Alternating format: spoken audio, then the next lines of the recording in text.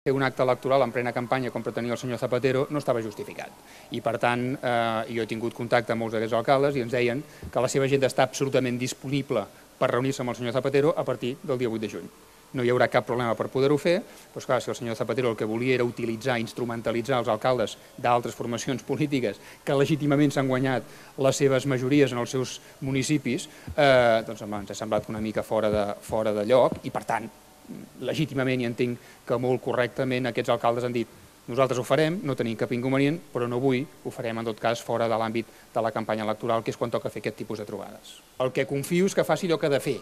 que és mobilitzar l'electorat per anar a votar a les eleccions del 7 de juny, i això és el que toca fer ara. I qualsevol cosa que no sigui això és, jo crec, que crear primer expectatives que no se sap massa bé cap on aniran, i segona, confondre la gent. És que tenim 2 dies de campanya. És que el dia 7 de juny és el diumenge, i començar a confondre la gent amb discursos i missatges que no són els que toca decidir el dia 7 de juny, a mi em sembla que és un error. Per tant, el que toca fer, si bé, jo el que espero que faci és que finalment, després de 2 setmanes, entrin en campanya, i entrin en campanya amb clau europea, cosa que no han fet fins ara.